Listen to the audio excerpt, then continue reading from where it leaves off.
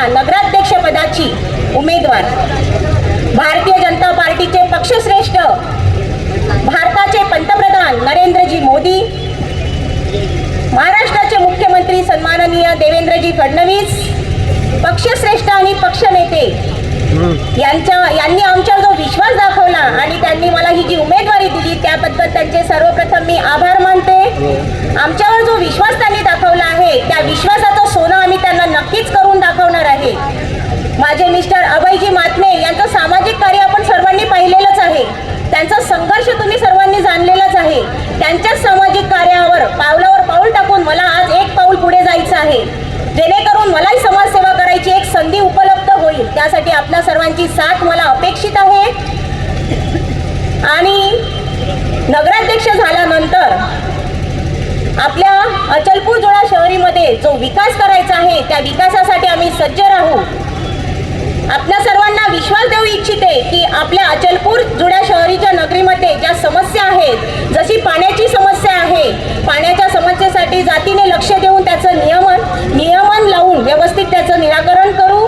त्यानंतर रस्त्याचे रुंदीकरण जे आहे, जेणेकरून व्यवसायाकरिता आणि विद्यार्थ्यांना व्यवस्थित त्याची सुविधा उपलब्ध होऊ, त्यासाठी सज्ज राहू।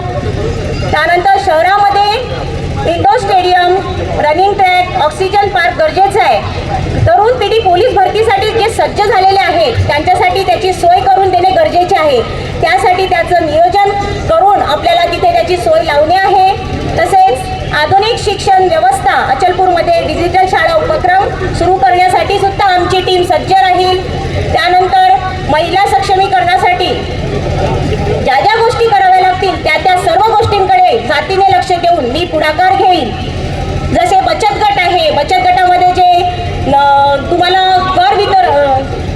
तुम्हाला जे योग्य कर्ज वितरण राहते ते कर्ज वितरणाची जी सोय आहे ते व्यवस्थितरित्या आम्ही पार पाडू आणि रोजगाराची संधी तुम्हाला उपलब्ध व्हावी यासाठी आम्ही सज्ज राहू।